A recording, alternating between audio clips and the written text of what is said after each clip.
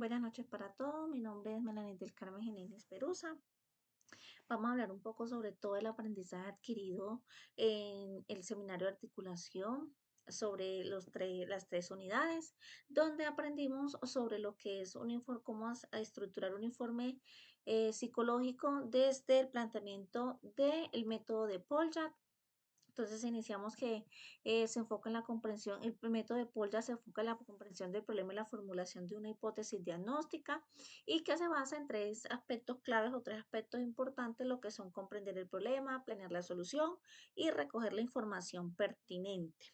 Cuando me hablan de comprender el problema, me hablan de leer varias veces la situación de lo que está planteando, de identificar los aspectos claves y si me toca leerlo 5 o 6 veces, volverlo a hacer para así poder identificar estos aspectos importantes y formularme preguntas orientadoras como qué, a dónde quiero llegar, qué me están intentando decir, cuál es la realidad del problema, ¿cierto? Y para así plantear una resolución tener el tiempo organizado, identificar los conocimientos previos que tengo sobre este problema y buscar nuevos aspectos, ¿cierto? Nuevos conocimientos y definir el problema con claridad.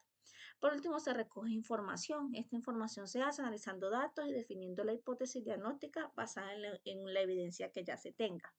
Estos aspectos del método de Polya se pueden aplicar en cualquier área. En este caso lo vamos a aplicar en un informe psicológico de un caso planteado al cual estuvimos estudiando. No vamos a centrarnos exactamente en el caso, pero sí vamos a estudiar cómo estos aspectos se podían aplicar en un caso. Entonces, como es la primera etapa, vamos a hacer la comprensión del problema. Anteriormente les hablaba de hacernos preguntas cuestionables. En este caso se trata de recoger los antecedentes del paciente o contextos del problema, identificar cuáles son los síntomas, los comportamientos y los factores más relevantes que tenga nuestro paciente.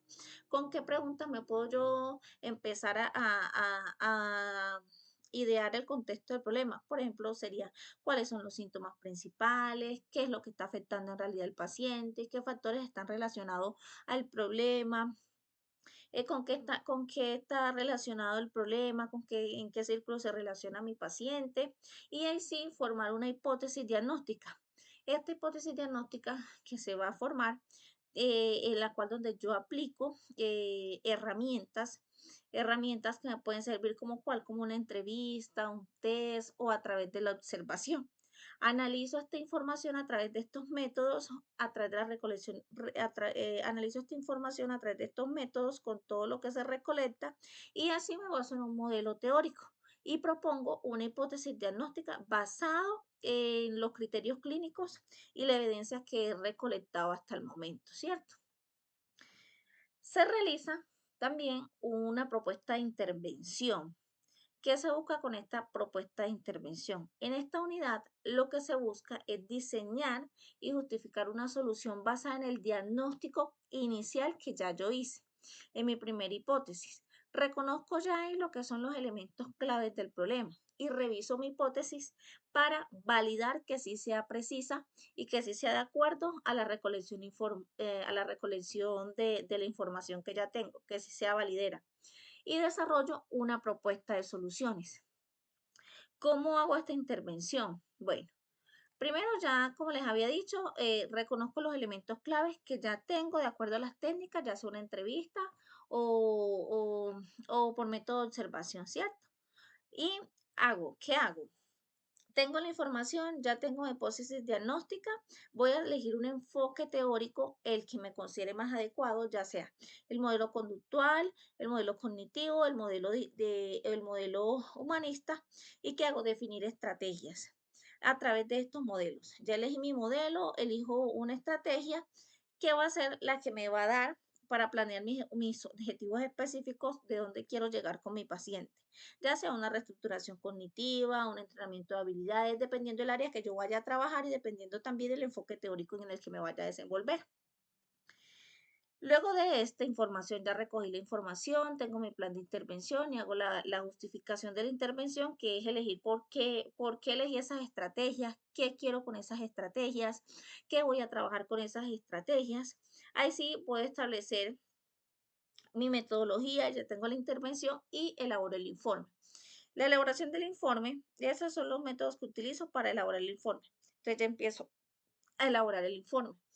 que sería ya plantear todo en una estructura.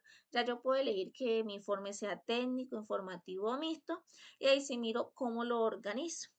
El informe tiene que llevar los datos generales de mi paciente, el motivo de consulta, los antecedentes más relevantes, que fue lo primero que hicimos en el método Polya, que fue recoger, cuestionarnos, la evaluación y el diagnóstico, ya empezaré cómo utilizamos las técnicas, cómo desarrollaron, cuáles son las estrategias que voy a utilizar, cuál es mi plan de intervención y mi plan de tratamiento, y ahí sí hacer las recomendaciones médicas de acuerdo al modelo teórico que yo utilicé en mi paciente. Pero importante, como punto final, tener el seguimiento. Es importante esa retroalimentación. ¿Por qué siempre es importante el seguimiento? Porque eh, cada de estas estrategias que se plantearon en la evaluación y en la intervención, todos los pasos que yo voy a realizar con él, me tienen que generar un cambio en mi paciente. Y ahí sí, ir registrando si se está viendo efectivo, si no se está viendo efectivo, si las recomendaciones si son las adecuadas para él y en caso tal de que no se presente ningún cambio, hacer una reestructuración en estas estrategias para así poder llevar a cabo o así poder garantizar el mejoramiento o garantizar el mejoramiento, la evolución del paciente en busca de generarle una vida mejor saludable. Muchísimas gracias, que esté muy bien.